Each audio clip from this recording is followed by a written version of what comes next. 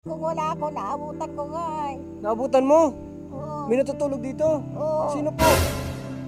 Nay, No. namimiss ka na po namin. Gusto ka namin makita. Nanay Shirley, nakakatakot naman po yung itak mo. Tama. Gusto mo na ipaayos ko itong bubong mo? Ayusin mo, dito na lang ako. Pa-check up tayo, Nay. Pa-check up ka namin. Kaya hindi ako nasa sa doktor. Kalingap, magandang hapon po sa inyo lahat. Ngayon po ay kababalik lang namin dito sa Bicol. At ngayong araw po, akitin natin si Nanay Shirley para kamustahin natin siya kung ano po yung kalagayan niya ngayon. Kaya samahan niyo kami mga kalingap, tara po.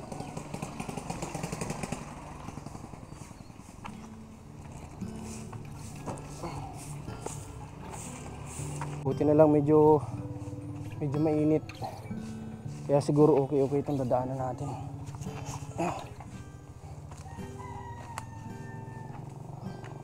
Sana mga kalingap ngayong oras na to sa pag-akit natin, sana kausapin po tayo ni Nanay Shirley. Yun lang po yung wini-wish ko ngayon. Sana makausap natin siya na maayos. Tara.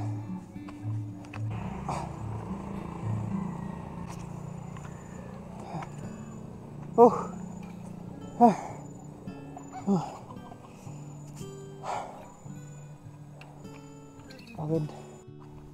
Naku, wala yata dito Nay? Nay Shirley? Tao po? Nay? Nay? Walang tao dito. Yan. Nay Shirley? Dito na naman kami. Nay? Si Nanay Shirley. Nay? Ano naman ba ka? Ay, gusto lang kita kamustahin po. Gusto lang kitang bisitahin. Gusto mo ipagbili? Ha? Gusto mo ipagbili? Saan kita nanay pagbibili? Marami nag-ano rito. Pag-ano ay binibili din ako. Binibili po kayo. Kaya nga po nanay, kinakamusta din namin kayo kasi alam nga po namin na wala kayo ditong kasama. Kaya binibisita po namin kayo.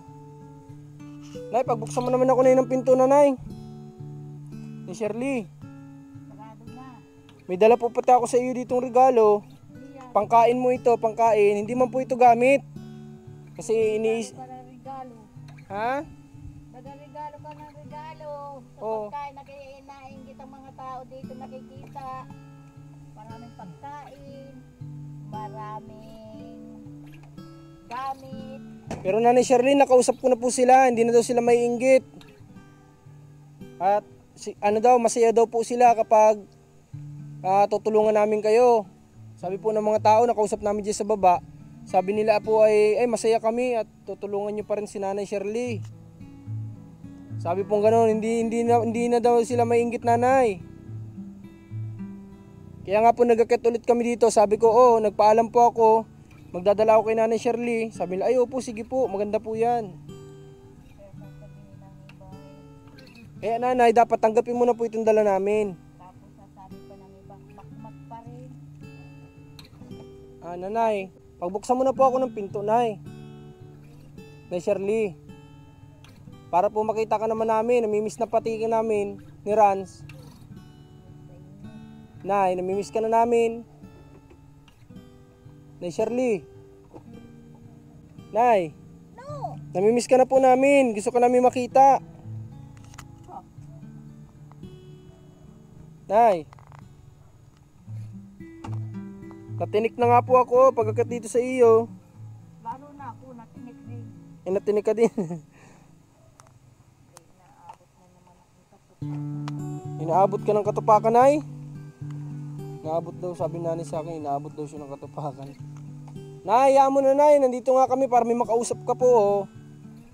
Para may makakwentuhan ka. Sabi mo sa amin kung ano po yung problema mo. Nanay, magsabi ka lang po sa amin.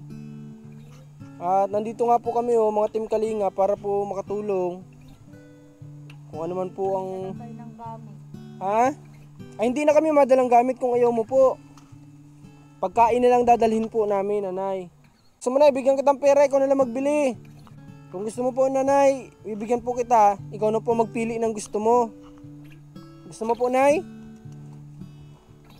Nay, bigyan po kitang pera tapos ikaw na po magpili ng radyo na gusto mo. Para po mas mapili mo mamaya, yung mabili ko sa iyo, ayaw mo naman yung klase. Para makapaggala-gala ka din po, nanay, hindi yung lagi ka lang po nakakulong dito. Pwede na nagkukulong at dami na hingit sa katawan ko. Marami na inggit sa katawan mo, sexy ka daw po ay. Nay, Bakit? Nay Shirley, sexy ka po kasi ay, kaya po sila nainggit, ano? Hindi ako sexy. Ay, hindi naman din kayo mataba. Ay, para ng ano, payat. Payat na kayo. Paano hindi nga po kayo nakain? Ayaw yung tanggapin yung binibigay namin pagkain. Dahil ito pa nga yung mga binigay ninyo sa kahon. May dala uli kami, pangkain mo, pandagdag mo po. Para at least na kahit nandito ka lang, hindi ka po maubusan ng pangkain. Lagi kang meron. Tsaka gusto ko sana, nay, maglakad-lakad ka rin po, nanay. Baka naman magkasakit ka na po niyan. Ang mga kalingap. Sakit na ay maglakad ka naman. Gusto ko sana, mga kalingap, bigyan na natin yung pera sa kanya para kapag lakad-lakad po si nanay, hindi lagi lang po dito nakakulong siya o kawawa naman.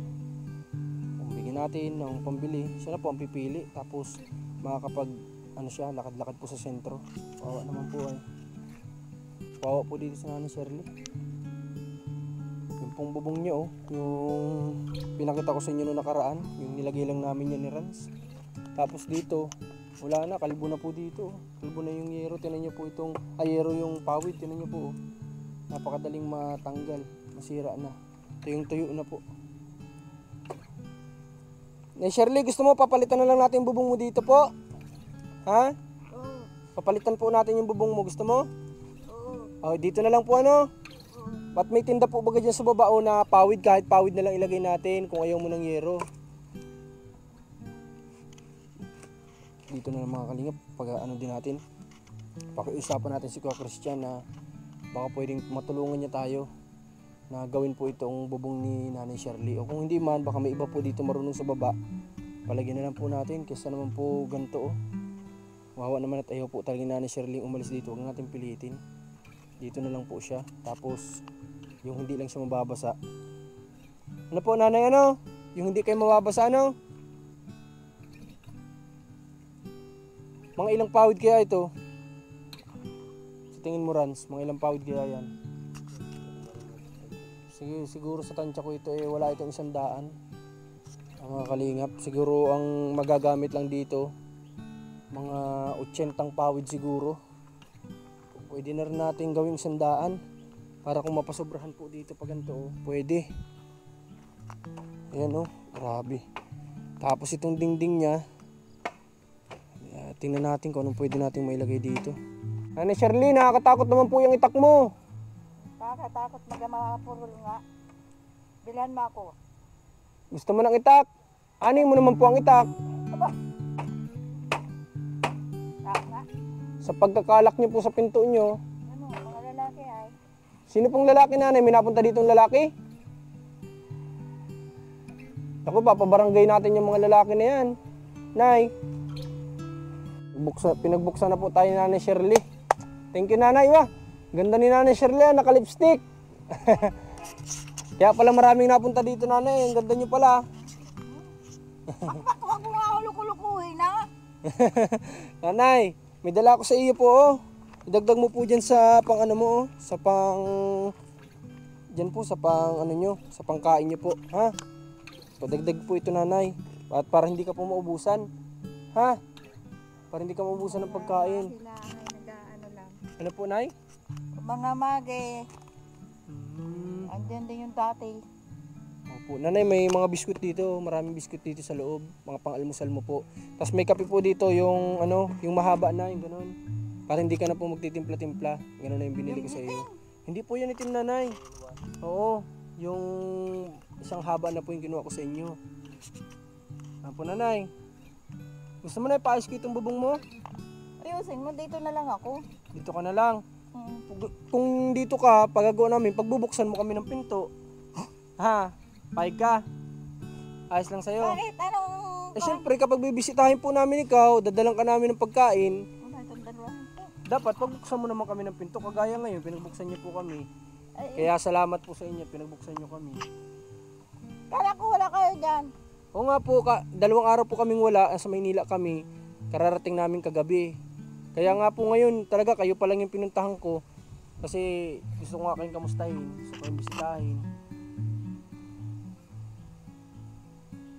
Hindi, wala pa akong ibang pinupuntahan ngayon. Pagod din po ngayon katawan ko sa biyahe, pagdadmamaneho. Pero gusto ko bisitahin ko kayo ay. Kasi wala nga po kayo ditong kasama, naisip ko kayo.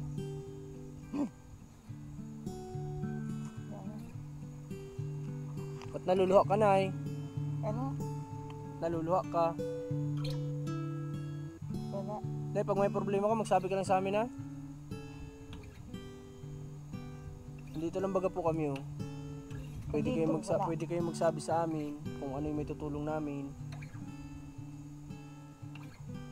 Naluluha si Nanay Shirley oh. Ba't ka naluluha, Nay?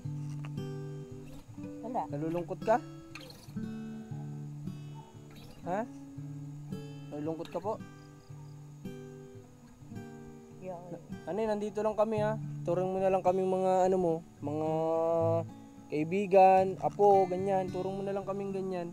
Nandito lang po kami palagi. Nagtsatsaga kami dito ni Rans. Lagi kami dito akyat para matulungan ka. Kahit na ang hirap-hirap po umakyat, wala po yun. Yung pagod na ipapahinga naman yun. Oo, ituring mo na lang kaming apo. Yan. Parang apo mo na lang kami. Kaya dapat pagbuksan mo kami pag bibisita kami dito. Ay, kung may natutulog. Ay di matulog ka muna. Oo. Ay, hindi ako. Kung may iba dito at wala ako. Wala naman dito na mapasok ng iba. Hindi, meron. Ay, kung wala ako, naabutan ko nga ay. Naabutan mo? Oo. May natutulog dito? Oo. Sino po? Ang lalaki, eh, nagtalon na lang. Hindi ko alam. Naku naman. Sinong lalaki? Naku, delikado pala kayo dito, nanay. Paano kung saktan kayo?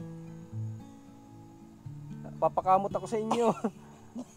Kasi delikado pala dito. Lalo na rin ako, napapakamot doon ay. Ako na ilang beses na yung nangyari. Lagi.